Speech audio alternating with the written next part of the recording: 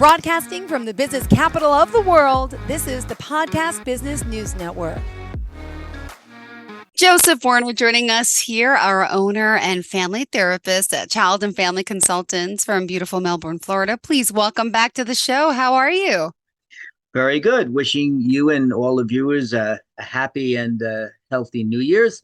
And thanks for talking with me today. Same to you. Happy New Year. How's everything going so far in 2024? Oh, so far so good. We're off to a good start. The office is back working. We have kids and families coming into our office, and we're doing some new evaluations. And we're looking forward to having a really good year and helping lots of children and families in Melbourne and the East Central Florida area. Perfect. And by the way, how do we find you? Childandfamilyconsultants.com. What's your address?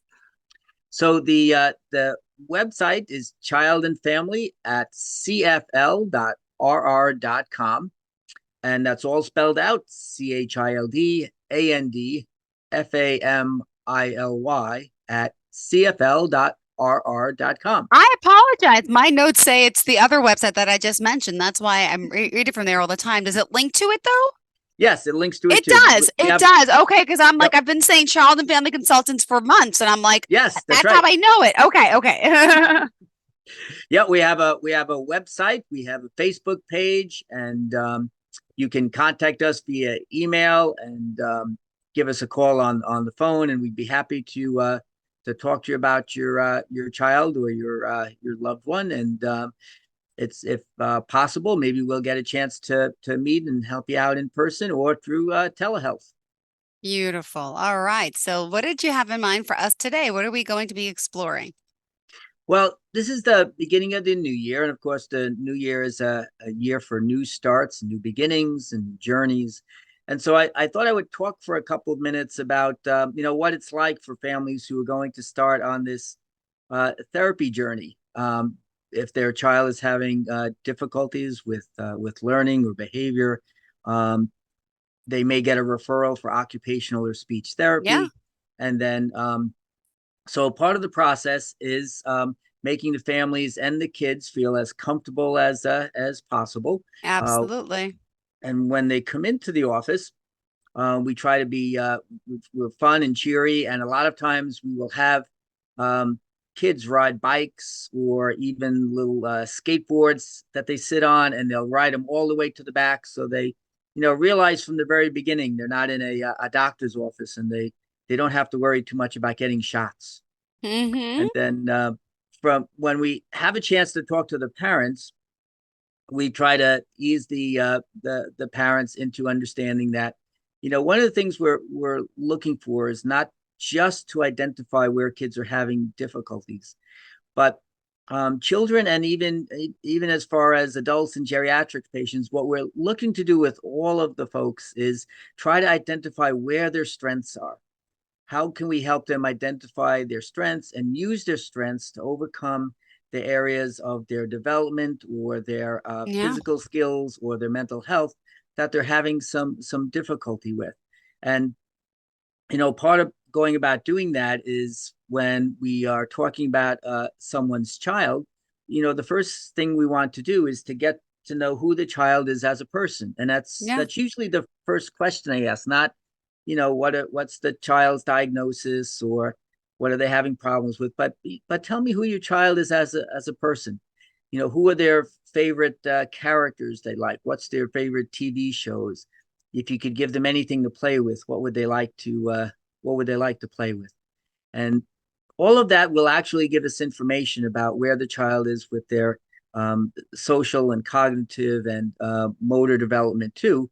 But it's really a part of first helping the parents know that we're going to work with you and your child as individuals, and who your child is, and you're not just another person with a diagnosis, and we don't have cookie cutter kind of therapies that all the kids who are 5 years old with a certain diagnosis get this type of approach, because every child and every family is different. And we want to let families know that we're going to approach them and work with them individually. and that also that this is a team process. There are lots of times the families will sit in on the therapy session so they can watch the therapist work with their child. And then sometimes we involve the families and parents in doing the activities with the kids so Mm-hmm. that it helps to it helps that relationship between kids and families sometimes. And then it gives the parents ideas that they can do at home. We do a nice game sometimes where we set up a big mat and we put big pools of shaving cream on the mat, and then we will blindfold the child, and the parent has to give them just verbal information, try to guide their child through this shaving cream minefield until they can get their reward at the end of it. And that's usually fun. But what's the most fun is when we change places. And now the parents have to take their socks and shoes off, and they have to go through the shaving cream minefield where their child is going to give them directions about how to try to get through it and then get to the reward at the end. So we really try to incorporate the kids and the families working together. And one of our big goals is that when a child and a family graduate from the office, that not only is the child happy and functioning at a higher level, but the parents feel that they have a much better understanding of their child's behavior, as well as down the road, if other problems arise, the parents might feel like they've got a sense of, okay, how can we deal with this? How can we guide or coach or teach our child how to get through these next developmental stages or expectations, and Mm-hmm. um, we can navigate this together. And so we are empowering kids as well as empowering their parents. Oh, I love it. And what are these tools or toys you were going to show today too? We have that still coming up. Yes, so I think that's one of the best parts about being an occupational therapist, but hopefully any therapist actually who works with kids, is that you get to play a lot. Yeah. And play is not only the way kids learn, the way all kids learn, but actually play is a skill that we should all use through our lifetime. Doesn't matter whether you are a child, a teenager, an adult, or you're 80 years of age. You should still be out there playing. That's what helps make your brain grow and continue to develop. And that's what's called neuroplasticity. And that neuroplasticity really comes along when you play. And so another important part of play is, let's say a child is coming into our office because they're having difficulty, say, with handwriting or written expression. Well, the last thing the kids probably want to do is to come to another place at the end of the school day and have to write papers or copy sentences. So what we do, and what any good therapist should do, is try to figure out, okay, how do we make this kind of fun and interesting? So, for example, if a child is interested in pirates, well, that would be perfect, because pirates allow us to say, okay, instead of just copying sentences, let's draw a pirate map, or let's be able to let's hide a treasure and we'll draw some clues up to see if somebody else, or maybe the child's parent, can read the clues and find the treasure. And then, of course, it's always helpful if the child becomes the captain. Whoops, let's see if I can get this on.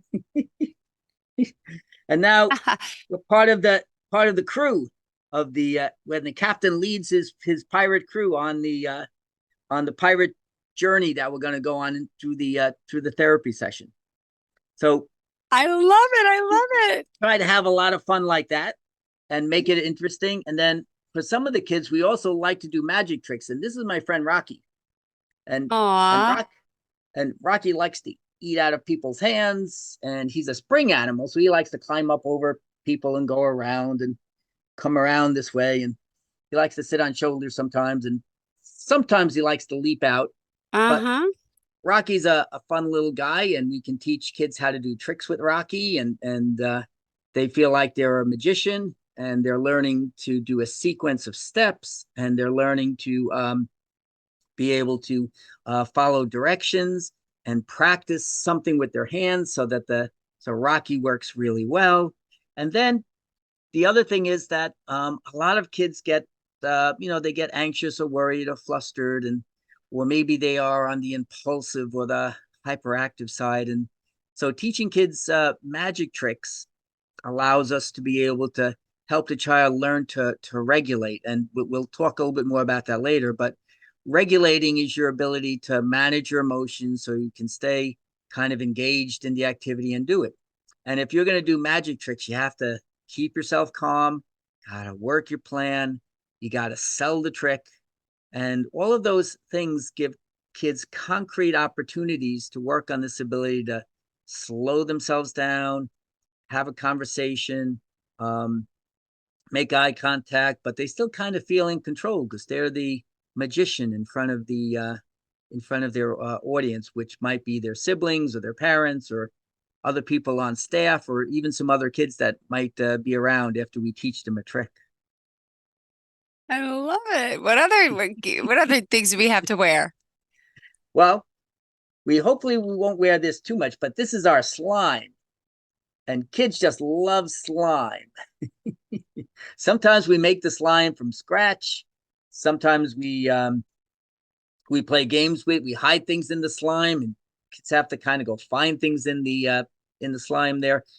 Sometimes what kids do is that they have to figure out well, how do you make slime? What are the ingredients? What's the science behind slime?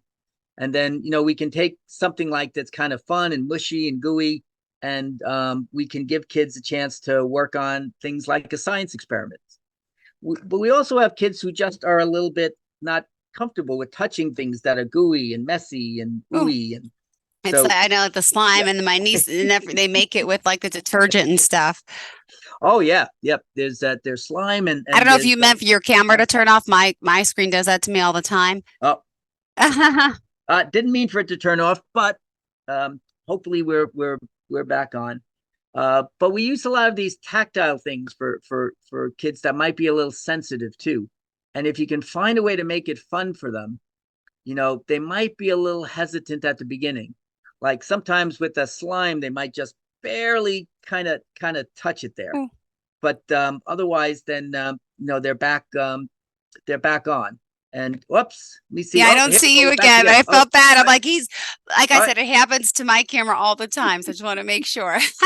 Yeah, we're back. And so kids might start out just barely touching it, but then we play around with it when we act silly, and then next thing you know, before the end of the session, they've got the slime on their hands and so forth and so on. And we teach them, if your hands do get messy, you don't have to panic.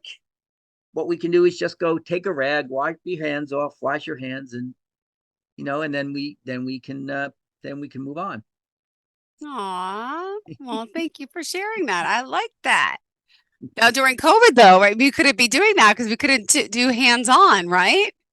Well, yes, we had to be very careful during COVID. And one of the things that's really important, and we talk to parents all the time about this, is that it's really important to be able to touch your child too. Um, Mm-hmm. there's a lot of kids when they get upset. Um, we try to talk them through it, and for some kids that probably will work, but a lot of times what kids really need is that they need a hug, and they need a hug when they're when Yeah. they feel they're ready for it. There's also a way of soothing kids, just kind of holding them in their lap and stroking their head or their shoulder. um, and there's a neurological reason for that works too, because when kids are upset, their arousal level just zooms up.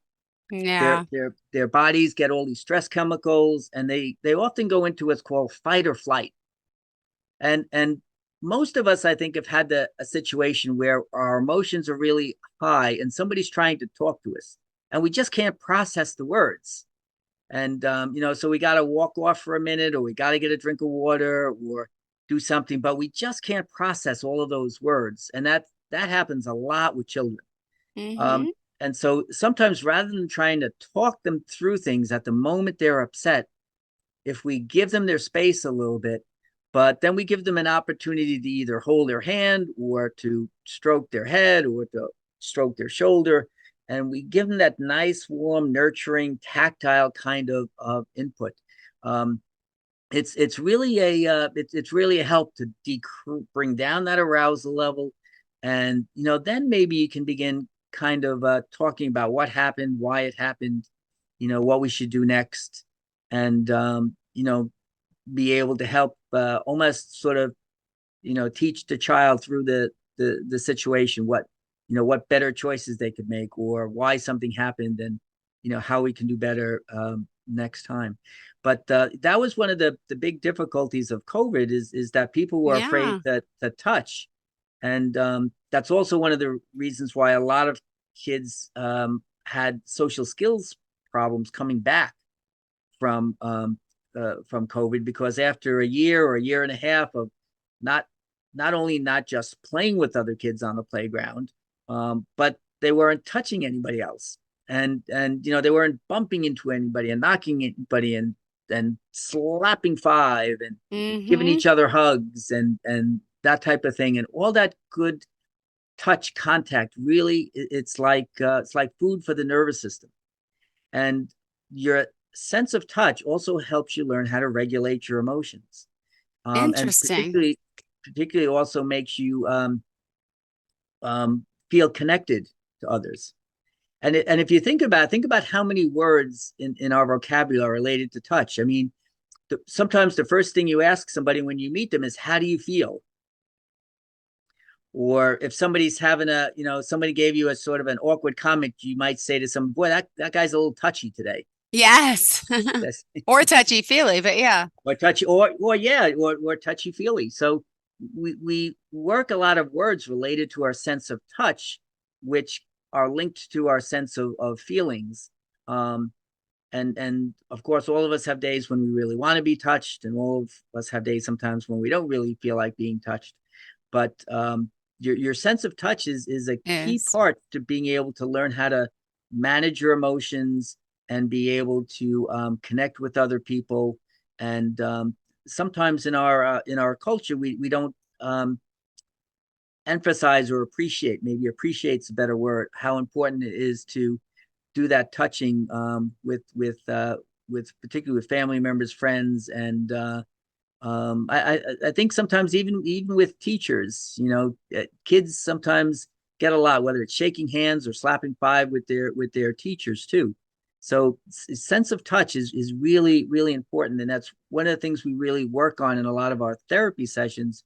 Is particularly with kids who have some mental health issues, is that we find that if we can come up with activities that allow them to work through their sense of touch, it really helps them be able to settle their bodies, settle their nervous systems, and then also communicate better. Beautiful. Thank you for sharing that. And remind us how we can reach out to you, Joseph. So, Child and Family Consultants is located in East Central Florida in Melbourne, and our email address is childandfamily@cfl.rr.com, and that's all spelled out: CHILDANDFAMILY, and cfl.rr.com. And our phone number is area code 321, and you can't forget the area code because we're on the Space Coast, and that's 321 blast off. So the Ah, area code is 321-768-6800. are you that close to Port Canaveral? What is it? We're about 45 minutes south of the Kennedy Space Center, Got and it. there's been a lot of occasions where we know there's a rocket going off, and where we're located, the staff and the kids, we can go outside, and even though we may have seen it 20 times, it's still wondrous. But you can You could watch actually see it, not just the oh yeah, smoke. You see it? yeah, you can see the light going off, and the rocket will reach a certain height, and if it's a clear day, or even better, sometimes a clear night, you can see the Yeah. separation of the stages from the lights high up in the sky, and you can see one light heading forward, and the other one starts to drop back towards the earth. So it's a yeah, we're very fortunate that we get a chance to live this experience of rockets going When, off all when the was the time. last time a rocket lifted off from there? I'm just curious. I'm like, I guess I don't watch the news that much. Was it how long ago? Oh, just a couple days ago, Oh, and we really? have I believe there's another rocket set to go off tomorrow evening, I think. Ah, So because I'm supposed it's to be going down to yeah. Orlando with my boys in like 2 months. I was thinking about going to the Kennedy Space Center to check it Oh, out. yeah, wonderful place. Yeah, wonderful place to visit.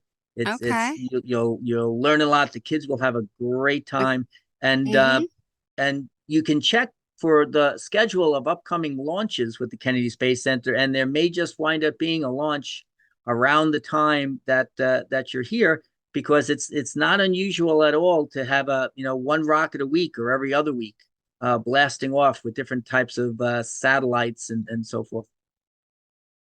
Well, thank you so much for that. We still have a few minutes left in the show. Yep. What else? We have any surprise guests today or no? Well, we don't have a surprise guest, but I do have my crab friend coming by. Who's that? Oh, That's my new friend Krabby. He's the big hit with all the kids. He runs back and forth across the floor. how cute. Krabby's probably good for adults too. Oh yeah, everybody gets a smile with Joseph, can I show Krabby. you what kids love too? Sure, go ahead. My therapy center. Yeah, let's see. Ah, yeah. Santa brought a kitten for my kids for Christmas. Oh wow. And so lately, when I work from home, guess who wants to be on my lap? And I'm like, you're like, we have like a fun, loving relationship. We talk about Of children and playing. course. But Yep. if I was on like a serious, like, strict, type of call, this would Oh never yeah. be allowed. And I'm like, okay, he's got a furry Krabby. I got a furry kitty. Yeah, that's right. And animals are terrific. And again, to circle back, just think about how much tactile touch input you get from having a pet. Right. And Well, a lot of people have pet service dogs, right? And service pet service animals. dogs, and one of the best things is, let's say, talk about a different population. If you're, say, in a nursing home, one of the best things is to bring in animals to the people who are living at the nursing home, or even at a rehabilitation hospital, bringing in animals for people to pet and hold and see. We all have this internal instinct to connect with nature and animals. Again, that's a really healthy thing. And to bring it back to kids, almost if you think about kids when they're really little, and you're trying to teach them words. A lot of times the first words that they say, they're not chair or pillow. Their words are, what they're interested in is the cats, the dogs, and the names of the cats and dogs. And then when they get older, they're interested in the big animals like the giraffes and the elephants and the dinosaurs. Especially, every kid goes through a little dinosaur phase. So we feel connected to life, and the life that is part of the animals that we encounter in our life. I have a couple cats I care for too, and I actually have a shirt that says cat servant on it, because of Wow. See? I love it. Your animal lover as well. Awesome, awesome, yes. awesome. Yep. Well, in our last few minutes, you don't have anyone to bring on, do you? Don't It's have just it's anybody to just bring on Princess the today. cat and the Yep. crab. What's the crab's name? Krabby Crab? Well, right now we call him Krabby Crab. Yep. Big Ah! crab. And that's him. He's a happy guy, Krabby. His I name is love Krabby, Krabby Crab. but he's a happy fellow. Well, if I have one thing to mention to folks, if we have just a couple of minutes left, and it's kind of, since again it's sort of the new year, what I'm going to do is just ask people to think about how they can be part of their community. As Sure. somebody who's also the director of a nonprofit group called the Brevard Autism Coalition, um, there's a line from a song by a singer named Jackson Brown, and the line was, "Don't let somebody else be the one who cares." Mm-hmm. And what I would challenge everybody to do this year is, when you get a chance, try to connect with one of your local nonprofit groups. Okay. It's nonprofit groups are always short on money, so it's great to make donations. But Yeah. what we really need is we really need people. We really need the volunteers to help out, put on events. We need volunteers to generate ideas. Yeah. We need people from different backgrounds to help us come up with plans for populations of kids, whether it's kids with autism or kids recovering from cancer. What you will find as a volunteer is not only will you be greatly appreciated for the time and the energy you put in, but you will feel terrific when you see the kids and the families that your efforts are helping, whether Yeah. you're helping to build a house or helping to get a race run or helping to bring teenagers with disabilities to their first prom. You will feel so satisfied in yourself for helping out and made a difference. Yes. So I encourage everybody out there. I know it's not easy. I know we all have a lot of time pressures and so forth, but at least once this year, think about connecting with your local nonprofits and giving them a little bit of your special time. Thank you so much. One more time, tell us the website before we go. So the Child and Family Consultants, you can contact us at childandfamilyconsultants.com or childandfamily@cfl.rr.com. That's our email. And you can also give us a call at area code 321-768-6800. Beautiful. Thank you so much, Joseph. Have a fantastic day. Happy New You're Year to welcome. you and the staff. You too. And we'll talk next week. Thank you. We'll talk next week. You have a great Sounds rest good. of the week, Miss Jill. You too, with Krabby Crab, and I got Princess. Are you looking for even more of the podcasts and hosts that you love? The Podcast Business News Network is proud to announce that you now have even more ways to listen live. Check out the MyTuner Radio, online radio box, and Simple Radio apps on iOS and Android, or find us online. Search for Business News Network on mytuner-radio.com or search Podcast Business News Network on streama.com and onlineradiobox.com/US. Take your podcast on the go and don't miss a minute of the action.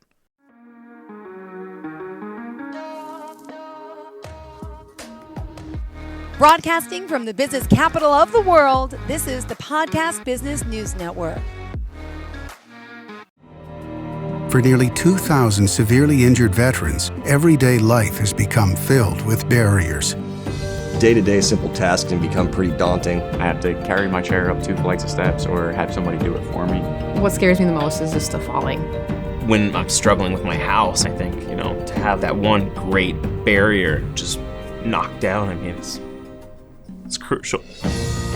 Home for Our Troops is a wonderful nonprofit that builds a mortgage-free, fully adaptive, handicap-accessible house. And there's no catch. It'll be our very first home that we've ever owned. This is a game changer. This is where your life begins again. We need you to join us in completing this important mission. Please visit hfotusa.org and help build homes and rebuild lives. Because of you, everything's going to be okay.